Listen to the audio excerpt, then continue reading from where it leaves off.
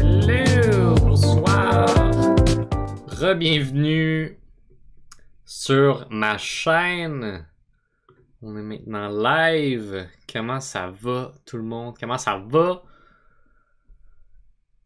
Comme j'ai dit, re-bienvenue sur ma chaîne pour une analyse de Survivor US saison 46 et on est rendu à nul autre que la finale. La finale a lieu ce mercredi. Désolé pour ma chaise qui fait énormément de bruit en ce moment. Je sais pas. Mais bon, voilà. On va push through. Mais c'est ça, on est à la conclusion de la saison 46 et quelle saison chaotique du début à la fin. Mais tout de même, une bonne finale. J'ai bien apprécié cette finale. Un peu moins les retombées par la suite, mais bon, hein, c'est pas tout le monde qui est obligé de bien s'entendre avec tout le monde. Suite à la saison, y a du monde qui se sont éloignés et c'est tout. C'est tout. Donc, ici, je vous dis, si vous n'avez pas vu la finale et que vous avez évité les spoilers jusqu'à présent, ben, félicitations pour vous. Mais il va y avoir d'autres spoilers ici, fait que si vous voulez continuer à les éviter, vous allez devoir quitter et revenir par la suite. Sinon, si ça vous dérange pas, que vous l'avez vu, ben on va être droit dans le vif du sujet. On va parler de toute la finale, notre impression sur qui avait des chances de gagner ici et là, des choses comme ça. On jase, on jase. Puis, je vous dévoile tout ça dans pas long. C'est bon, je pense que ça fait assez de temps. Donc, je crois que je vais juste nommer le top 5 dans l'ordre, tu sais. Avant de donner l'ordre de sortie ou de positionnement, à la finale, on avait Ben, on avait Kenzie, Charlie, Liz et Maria. Donc, 3 anciens verts, une ancienne mauve et une ancienne orange. Puis, tout juste la semaine passée, on avait eu l'élimination de Q, qui fait très mal à Maria. Et ça y fait assez mal pour être la prochaine cible encore. Donc, c'est Maria qui est sortie 5e. Ensuite, au Fire Making Challenge, là, je vais revenir dans tous les détails. Là, je fais juste dire overall les positionnements. On a Kenzie et Liz qui s'affrontent et c'est finalement Liz qui se fait éliminer de ce challenge. Donc Kenzie qui accède à la finale. La finale qui avait été décidée par Ben, qui avait décidé d'amener Charlie. Donc on a une finale quand même bien intéressante. 3 candidats qui, selon moi, le méritaient d'une façon ou d'une autre. Oui, il y en avait que leur game était meilleur ou plus justifiable, mais si une autre personne avait gagné parmi les 3, ça m'aurait pas dérangé que les autres gagnent aussi, t'sais. Mais malheureusement pour Ben, il a terminé 3e avec 0 vote et ça a été super serré, ça s'est joué par un seul vote. Donc la personne qui a gagné Survivor 46 par un vote de 5-3, c'est Kenzie qui remporte le grand titre, ce qui amène Charlie second. On peut passer au board parce qu'on avait un petit pool ici amical. Si vous avez suivi la chaîne, vous avez peut-être fait votre petit pool, votre trio. Donc on a Maria qui donnait 14 points, Liz qui en donne 15, Ben qui en donne 16, Charlie qui en donne 17 et Candy qui en donne 18, ce qui m'apporte avec 17 et 18 points dans cette saison, plus mon winner pick avec 5 et aucun point pour ma first boot. Donc ça me fait un total de 40 points. Je pense que j'ai des bonnes chances de remporter contre vous, notamment parce que mon top 2 et mon top 3 se sont rendus dans le top 3, ce qui est quand même fou. C'est des bonnes prédictions. Fait que gênez-vous pas si vous avez participé de votre côté, vous avez choisi un top 3, que ce soit en pré-saison ou en début de saison ou tu sais n'importe où, c'est pas trop grave. C'est amical, tu sais comme je l'ai dit, mais partagez qui vous aviez puis les points que vous avez faits, puis on va voir. Mais un petit 40 points ici, puissant, fort, je suis bien content. Voilà. C'était le pool bien amical. Donc, commençons avec le début. Hein? Commençons avec Maria, qui a été la première qui a été éliminée. On peut y aller un peu dans l'ordre comme ça. Maria, je trouvais qu'elle avait une solide game. Elle a eu une solide game du début à la fin. Par contre, il y a une partie de sa game qui nuit, je pense, à ses relations, qui nuit à se rendre plus loin. Puis je pense que c'est vraiment son certain cockiness qui était peut-être non intentionnel, mais elle avait cette certaine confiance qui paraissait beaucoup, puis elle se pensait vraiment bonne. Puis elle l'était, mais je crois qu'il faut que tu restes quand même humble jusqu'à un certain point à plusieurs moments dans la saison, surtout vers la fin, pour pas trop comme déplaire aux autres. T'sais, ça prend pas grand chose à la fin non plus pour te faire sortir. Déjà que Maria, c'est quand même une machine en épreuve, une bonne machine sociable et stratégique. Donc, elle est quand même un tour du chapeau ici qui fait qu'elle est une joueuse dangereuse de base. Mais après ça, tu sais, tous ses moves depuis le merge, tous ses moves en utilisant Q, je pense qu'elle a déplu à beaucoup de gens. Et ça s'est conclu par un affrontement entre Charlie et Maria, qui étaient des numéros 1 depuis le début ou presque. Et donc, Maria a manqué son coup la semaine dernière et c'est son partner Q qui s'est fait éliminer. Et à la première élimination, elle devait gagner l'immunité. Même si elle avait discuté avec Charlie, tu sais, ils étaient revenus ensemble, puis elle voulait un peu lui expliquer pourquoi qu'elle voulait le sortir, puis elle a fait comme, ben, c'est que tout le monde m'a monté contre toi, ce qui est une demi-vérité selon moi. Je crois que c'est surtout Q qui lui a vendu le fait que Charlie, il était bon puis il avait des bonnes chances de gagner, fait qu'il devait l'éliminer, ce qui est totalement vrai. Mais je crois pas que les autres ont tant poussé que ça. Ils ont juste plus accepté avec ce que Maria disait, juste pour bien paraître puis de faire comme s'ils votaient avec elle contre Charlie quand c'était pas le cas. Les autres avaient déjà un autre plan d'établi avec Charlie anyways. Fait que je pense vraiment pas que personne a poussé à part Q. Fait que ici, est-ce que c'est inconscient de Maria? Est-ce que c'est stratégique de demi-mentir comme ça?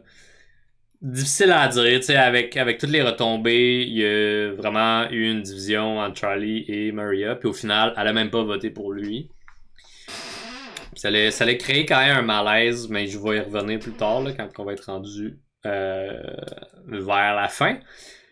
Mais ouais, Maria, c'est ce côté-là récurrent, je pense, qui vient l'affecter de plus en plus, autant nous pour le viewership que à l'intérieur de la game pour voir les liens qui tiennent ou pas.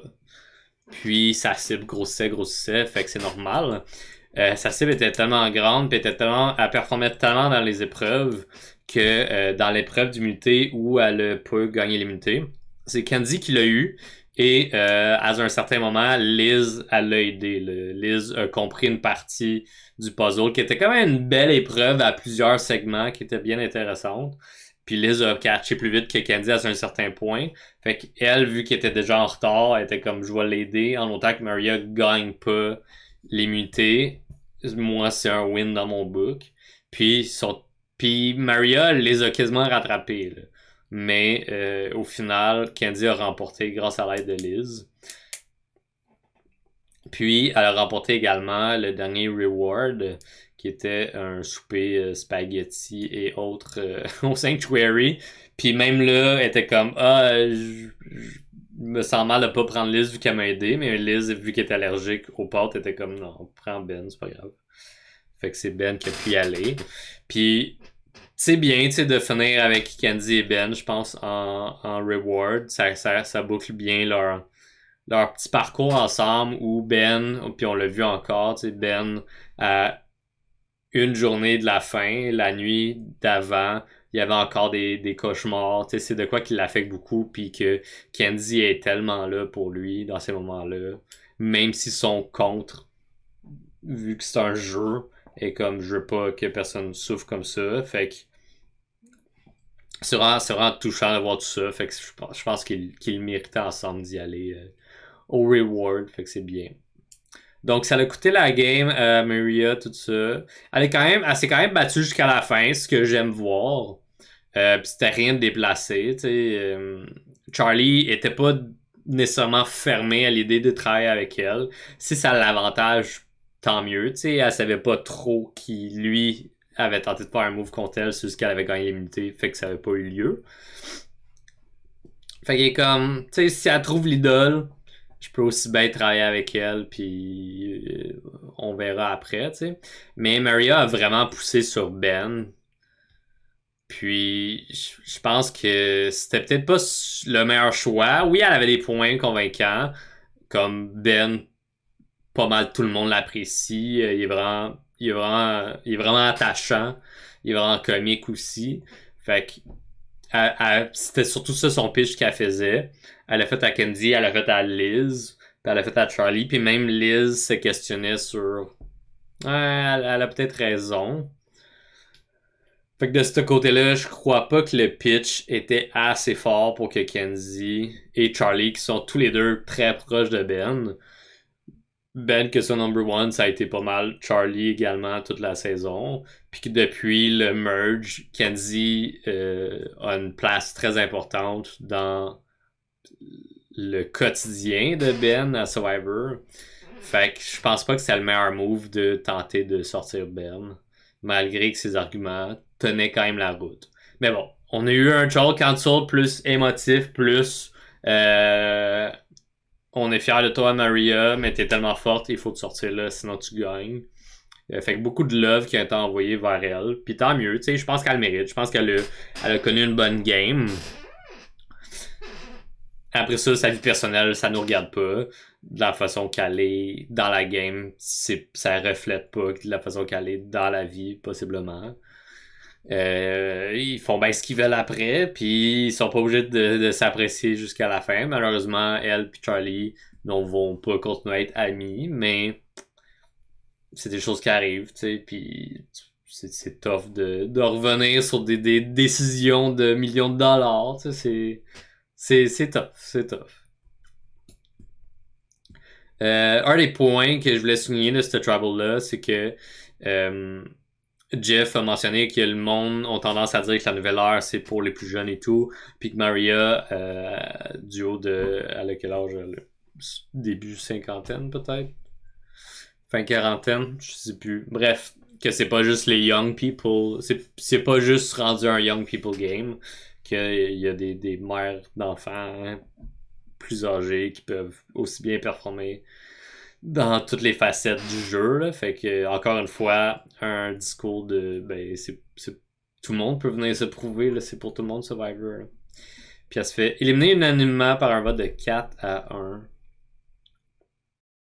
Rough.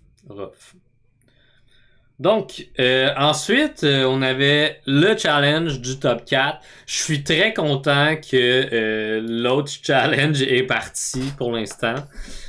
Lui qu'on avait vu depuis un bout, là, je me rappelle plus du nom, mais en gros, c'est des rails en spirale en S, puis ils ont des billes à mettre dedans qui roulent, et ils doivent les attraper comme que ça sort de la rail pour pas qu'ils tombent au sol, puis ils rajoutent des billes de plus en plus pour avoir un certain timing puis pouvoir le faire et tout ça à une main.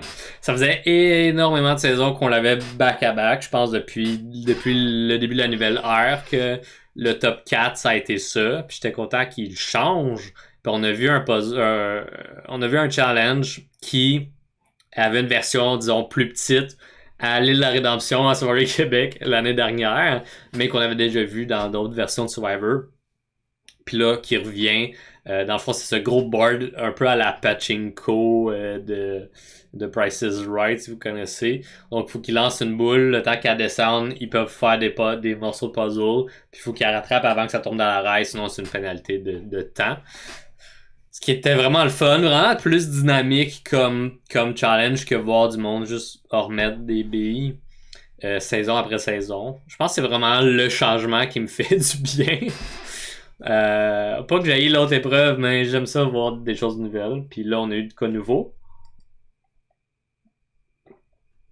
Puis malgré que Ben dort à peu près 2 heures par nuit depuis jour 13, fait que half la game à cause de ses Night Terrors.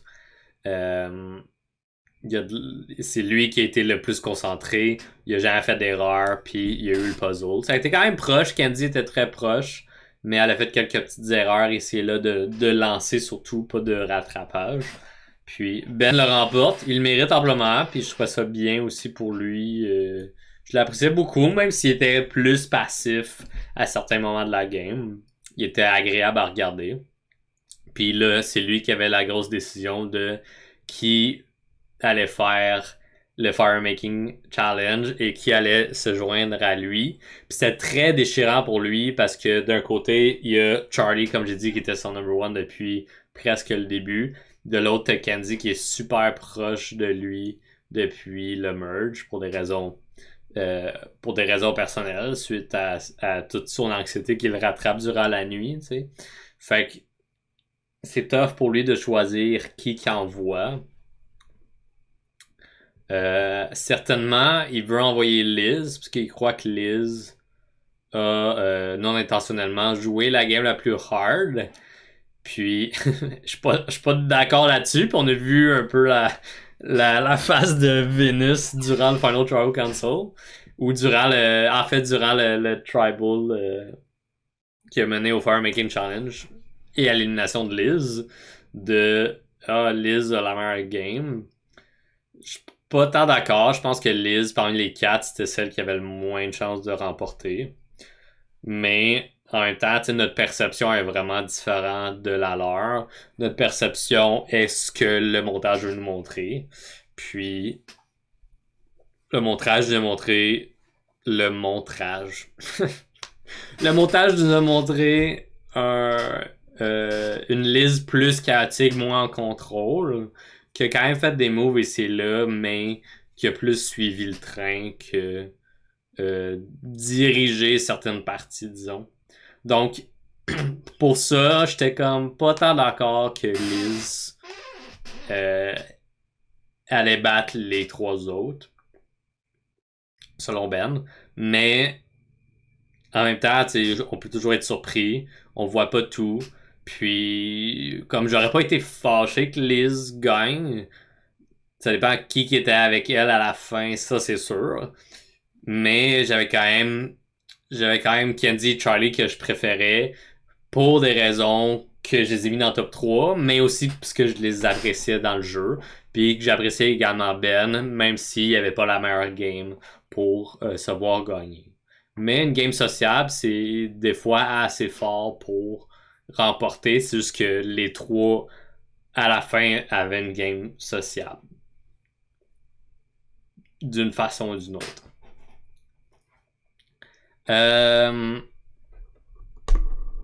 Donc, Liz, elle aussi, était convaincue qu'elle allait remporter la saison si elle se rendait à la fin. Fait qu'elle voulait juste éviter de faire le Firemaking Challenge puisqu'elle a des problèmes de poignet, ce qui fait qu'elle a de la misère avec sa coordination puis à partir des feux. Fait que c'est quand même comique dans un sens. Pas comique genre je ris d'elle, mais comique dans le sens que elle et Ben avaient la même vision de sa game. Puis ben tant mieux, tu sais, si elle se voyait comme ça puis qu'elle est fière de sa game. Tu sais, c'est surtout ça que je veux souligner ici. C'est tant mieux si elle avait ce moment-là de comme je pense que j'ai vraiment des chances. Puis qu'elle est pas plus dans le côté pessimiste de même si je me rends à la fin, je gagne pas, mais au moins je me suis rendu là. Fait que je pense elle peut être fière de sa game tout au tout, là. Comme je l'ai pas trouvé désagréable. Oui, elle a beaucoup d'outbursts émotionnels, mais on n'est pas là-bas. Eux sont à fleur de peau. Elle a eu beaucoup d'embûches, disons, avec la malnutrition, notamment. Donc, je crois qu'au final, elle peut être fière de sa game. Puis, durant la journée, tout le monde rushait à faire du feu. Selon le montage, on a vu Liz faire mieux le feu que les autres. Charlie quand même bien aussi, mais en même temps, lui, de son point de vue, il pensait pas qu'il avait besoin du Firemaking Challenge sur son CV. Il croyait que son CV était assez bon pour battre les autres.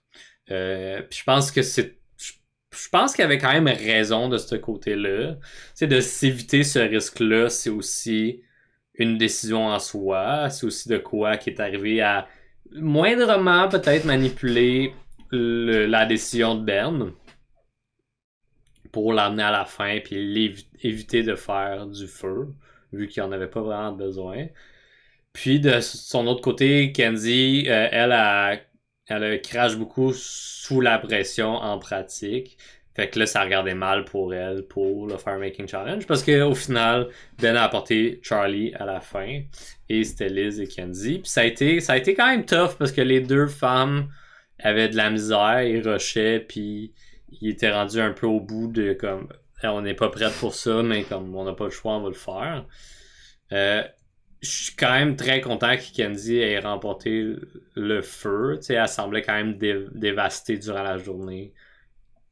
Puis durant le Tribal Council, juste avant la décision de Ben, que c'est elle qui allait faire le feu, puis que c'est ça que sa game allait finir là. Je pourrais dire la même chose que Liz, mais d'un côté, disons, plus émotionnel. J'étais plus proche de Kenzie. Puis je rootais plus pour elle. Fait que j'étais content qu'elle remporte. Puis le jury semblait plus root pour elle également. En général.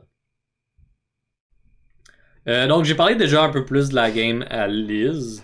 T'sais, elle a quand même fait des moves ici et là comme Eddie Kenzie, d'autres affaires de même. Mais je crois qu'elle a jamais été 100% en contrôle d'un vote ou d'une décision. Tu sais, c'est comme Ben a dit, je pense que c'était très non intentionnel, puis elle était juste là au bon moment, puis c'est de justifier tout ça, c'est possible, tu sais, à la fin. Fait que mais au moins elle a pas abandonné malgré le manque de bouffe, puis je pense qu'elle peut le faire aussi. Donc, ce qui nous apporte au top 3, Final 3. Selon moi, un des meilleurs top 3 depuis un bout. Un des top 3 les plus appréciés, je dirais, pour ma part. Il y avait personne là-dedans que j'étais comme je serais déçu que cette personne-là gagne. Dans les 3 cas, j'aurais été content d'une façon ou d'une autre. Les 3, comme j'ai dit, ont une game sociale quand même très prononcée. Ben, c'était surtout ça. Kenzie, c'était une social butterfly, mais de temps en temps, comme qu'on a pu voir durant le Final Tribal, elle s'efface à certains moments, puis ça a été un peu à son avantage à certains points pour pouvoir se faufiler et être under the radar. Un peu comme Ben et Charlie même. Donc Charlie a quand même plus dirigé de vote, disons avec l'aide de Maria et de son équipe des Verts depuis le début du merge, malgré que les Mauves en ont aussi dirigé. Disons que c'était partagé ensemble souvent. Fait que ici, tu sais, niveau stratégique, Charlie, Kenzie et Ben ont participé à beaucoup de votes similaires, mais quand même, je trouvais que Kenzie et Charlie avaient un certain pas d'avance sur Ben au niveau de à quel point il était en contrôle de beaucoup d'informations, puis comment il utilisait cette information-là pour se rendre plus loin. Puis je pense que Kenzie et Charlie l'ont bien fait durant la saison. puis ils l'ont bien montré aussi durant le Tribal Council. Je trouvais que le Final Tribal Council était quand même serré, il y avait quand même un petit ping-pong entre les trois. À un certain point, j'étais comme, ouais, ça va être serré, tu sais, on va peut-être avoir des votes répartis sur les trois pour une fois. Malheureusement, c'est pas le cas. Mais je trouvais quand même que Ben, c'était bien justifié. Il y a certains moments que il y avait des très bonnes réponses qu'il aurait pu gagner des votes avec ça. C'est sûr qu'après ça, quand tu le compares à Candy et Charlie, c'est tough de faire comme hey, j'hésite entre Charlie et Candy et non, j'hésite entre Ben et quelqu'un d'autre. Fait que c'est un peu dommage pour lui à ce niveau-là. Mais de s'être rendu là, de s'être rendu Final 3, puis même d'avoir gagné le dernier collier, qui lui donne un sacré bonus sur son CV. Je pense qu'il peut être très fier de sa game. Il a été vraiment agréable à regarder tout au long de la saison. Ce qui est pas donné à tout le monde. Puis, sur le coup, je pensais qu'elle allait me taper ses nerfs juste en pré-saison. Puis qu'elle allait peut-être taper ses nerfs de d'autres gens. Puis, finalement, il m'a charmé comme qu'il a charmé les autres. Puis, c'est rendu top 3. Fait que GG pour Ben. Puis, j'espère que ces Night Terror vont aller mieux. Je sais que malgré que la Game Star, ça a l'air nice, ça a l'air vraiment tough aussi. Je pense qu'il y a un certain trauma qui vient avec ça. J'espère qu'il va mieux aller pour son anxiété pour ses Night Terrors. Il mérite de mieux aller. Fait que j'y souhaite que son bonheur mental, entre autres.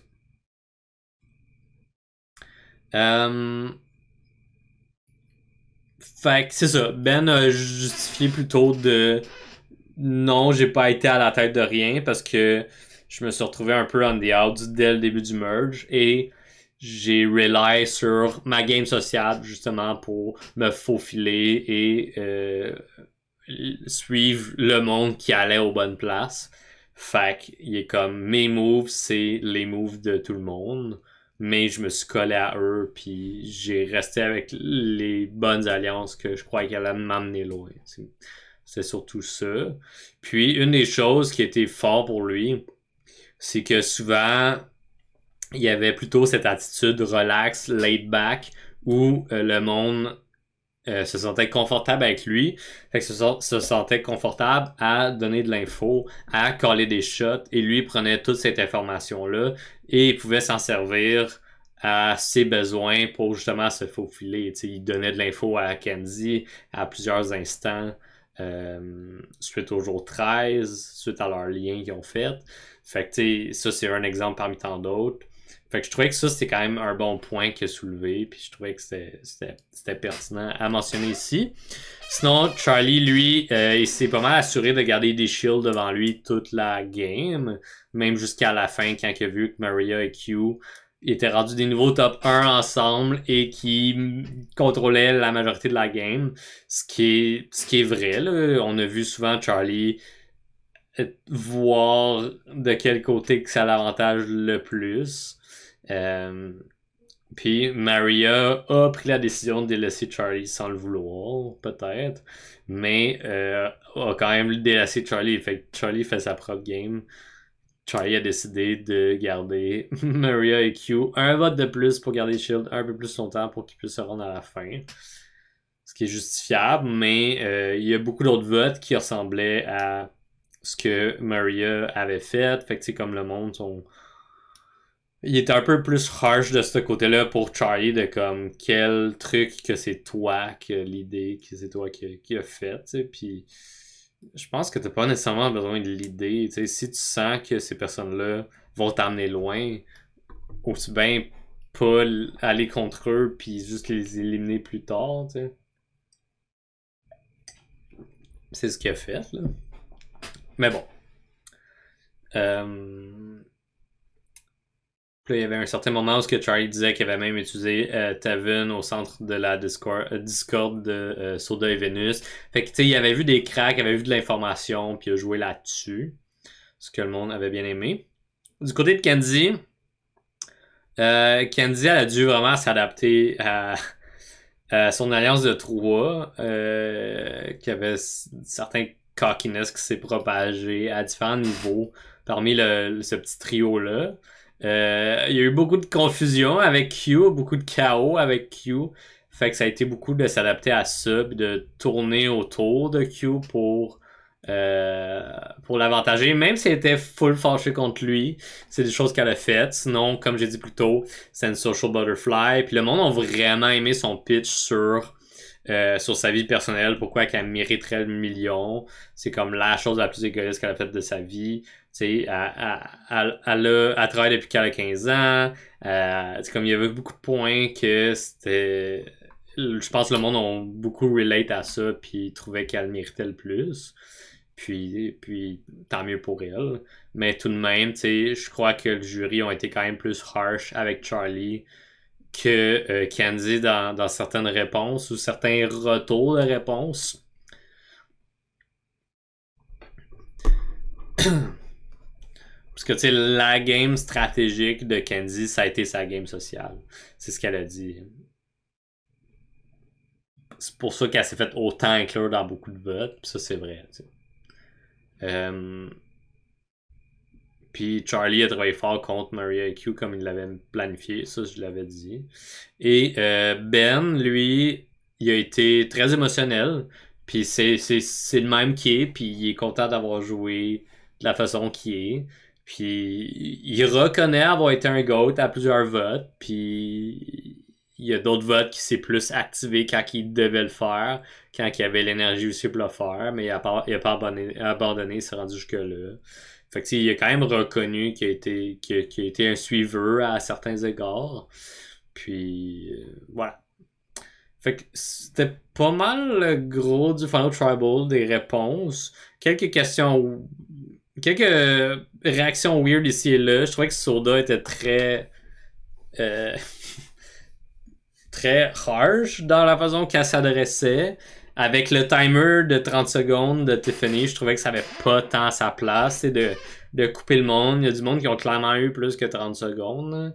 Le temps était pas égal, c'était un peu on top of her head, puis je sais pas pourquoi il poussait pour avoir des réponses courtes et précises. Dans 30 secondes, c'est tough, là. C'est vraiment difficile de répondre à une question en 30 secondes. Juste le temps d'y réfléchir et de devoir le dire, tu sais. Sinon, tu sais, il y a Hunter qui essaie de lancer un peu des perches à Charlie. Tu sais, il est arrivé là en voulant voter pour Kenzie, mais il trouvait que Charlie il avait stagné un peu dans les derniers tribals, puis il trouvait que Charlie s'est bien justifié, fait que là il lançait un peu la perche de comme tu sais comme faudrait juste pas que le reste du jury pense que t'as joué juste safe à la place de c'était des choix stratégiques pour toi. Fait que il y avait quelques lances de perche ici et là. Il y a même Q au niveau de la réponse de Kenzie par rapport à toute sa confusion. Il a été confus puis il réfutait puis il était comme elle s'est référée à Tiffany pour corriger un peu le tir. Fait que ça l'a aidé que Tiffany était là également pour faire comme Kenzie dit la vérité. Liz également, elle a beaucoup appuyé ce que les trois ont dit à certains égards parce que elle a été inclue avec les trois, surtout dans les derniers votes. Fait qu'elle a pu confirmer beaucoup de choses qu'il disait. Fait que ça, c'était bien pour ça. Puis c'était très honnête et humble de sa part. Là. Elle aurait pu être amère comme d'autres. Mais voilà. Fait qu'on a eu un vote serré de 5-3. Il y a Tevin qui était le dernier à aller voter puis qui hésitait encore entre deux. Donc entre Kenzie et Charlie, bien évidemment. Il y a quand même beaucoup de monde qui ont changé d'avis rendu au Tribal Council, dont Maria qui, en partant, avait dit à Charlie qu'elle allait voter pour lui pour s'il gagne, s'il se rend à la fin. Ce qu'elle n'a pas fait, puis qui ont eu un retour là-dessus durant l'after show. Puis je trouve ça un peu poche que Jeff ait pris le poignard puis là il a replanté dans Charlie. Tu sais, clairement qui est en train de processer ses émotions, qu'il a passé à un vote d'une égalité puis s'il y avait égalité, Ben devait choisir entre Kenzie et Charlie qui gagnait. Donc il a passé vraiment proche de gagner, fait qu'il était encore tout dans cette bulle d'émotion de comme un peu dévasté d'avoir perdu. Puis une des premières questions de l'after show, c'est ah, Maria, elle a pas voté pour toi. Comment tu te sens par rapport à ça? Puis j'étais comme really, Jeff? Really? Don't do that. Puis Maria semblait ultra froide derrière. Il y a eu un gros silence malaisant. Et comme c'était vraiment plate de voir ça arriver à Charlie à ce moment-là. Puis c'est pour des raisons comme ça que je trouve que l'after show est plus ce qui était avant quand j'étais plus jeune. Que là, en direct à l'île Fidji, suite à la lecture des votes, c'est rough. C'est rough pour le deuxième. Des fois, c'est rough pour le troisième également. Mais là, je pense que c'était plus rough pour Charlie puisqu'il a passé vraiment proche. Puis, ça vient de se passer. Fait qu'il y a pas le temps. Il n'y a pas des mois à réfléchir sur sa game. Il n'y a pas des mois à se dire ah ouais, je pense que je l'ai pas. T'sais. Puis de comme. Ou de se mettre dans un mindset de comme si je gagne, tant mieux. Si je gagne pas, c'est pas grave. Les deux autres le méritent. Puis là, arriver au show à New York, puis ça soit chill, puis qu'il soit plus heureux que là qui semblait détruit, ne voulant pas être là définitivement. Fait que, premièrement, je trouvais que c'était très maladroit de la part de Jeff. Tu sais, comme je pense que c'est bien de peser sur des bobos durant les Trouble Council, durant la saison, à certains égards. Mais là, quand la game est finie, quand que le monde sont en train de process leurs émotions, peut-être pas peser sur le bobo. Hein. Je pense pas qu'il méritait ça non plus. Mais bon. Je trouvais tout de même, sans savoir tout le drama derrière tout ça, derrière ce cast, je trouvais que ça a été une bonne saison rock'n'roll, où pour une des premières fois, j'ai eu un méga bon top 3. Surtout ma top 1 qui s'est rendu super loin. Mais un bon top 3. Ça a été le fun à analyser tout le long. Ça a été un défi pour moi d'analyser seul également. Voulant le faire à direct, il y a un peu moins de montage. Juste ajouter le début fin, ajouter le son. Tout est beau, ou ajouter les bouts, tout ce que je me fais troll par les gens en direct. Ça arrive, tu sais. Mais ça a été quand même un défi pour moi. Puis je pense que je me suis amélioré au cours de la saison pour rendre ça plus concis, plus direct au but. Moins résumer ce qui se passe, plus aller dans ce que je pense ce que je vivais à ce moment-là, les réactions qui me font réagir de telle façon, tu sais, fait que voilà. Je suis content du résultat. J'espère que vous avez aimé l'analyse de Survivor 46 en version solo. La saison prochaine, 47, a été dévoilée. Si vous voulez aller voir le trailer, vous êtes la bienvenue. Simplement le googler ou sur YouTube, vous allez le trouver. Trailer de la saison 47. Un trailer bien générique comme les autres. Il n'y a pas de concept comme tel comme qu'il y a eu dans le passé pour l'instant. Mais il y a quand même la saison 50 qui s'en vient avec des All Returning Players. Fait que je verrais facilement un Charlie revenir ou un Ben ou d'autres gens, Hunter, tu sais, je sais pas. Il y a du monde possible ici qu'on peut ramener. We'll see. We'll see. Donc, ça a été une bonne saison, ça a été une bonne finale. Je suis content d'avoir pu partager ça avec vous, les quelques personnes qui suivent mes analyses de Survivor US. Ben merci à vous, merci d'avoir pris le temps. Puis on se voit possiblement à l'automne en version duo, maybe pour un retour de Raph et un retour sur sa chaîne. On sait pas quel format que ça va prendre, on sait pas si on va le faire. Je pense que l'intention est là, mais on laisse ça dans les airs. On laisse l'été passer. On laisse l'envie de revoir du Survivor dans nos écrans revenir. J'aimerais quand même mentionner une chose. Il y a il y a une saison spéciale qui s'en vient, puis je pense que ça va être à l'automne pour Survivor Australie. Survivor Australie touche un milestone, si je me trompe pas, puis on a décidé d'y aller avec un concept fort pour cette saison-là, et ça va être Survivor Australie contre Survivor US. Ils risquent de pas mal prendre US, mais ils sont quand même, je pense, sont pas fermés à d'autres versions de Survivor. Mais il y a tellement de monde dans Survivor US que je pense qu'ils vont pas manquer de joueurs ou de joueuses à aller chercher. Fait que ça pourrait être intéressant de écouter ça. J'ai bien hâte. J'ai quasiment plus hâte à ça que Survivor 47. Juste pour faire différent. Puis, qui sait, peut-être qu'on va pas couvrir 47 puis qu'on va couvrir Survivor Australie versus The World. À voir. Si jamais vous avez une préférence, ben shootez-nous-les dans les commentaires. On va prendre ça en note puis on va y revenir à l'automne. Restez à l'affût sur nos réseaux, moi et à Raph, sur sa chaîne ou sur ma chaîne. On va revenir pour une prochaine analyse de Survivor. Peu importe quelle forme que ça va prendre. On a bien vous voir là. Il me reste juste à vous dire, rentrez bien. On se voit bientôt. Et revenez pour Survivor Québec. Right? Alright. Ciao, ciao.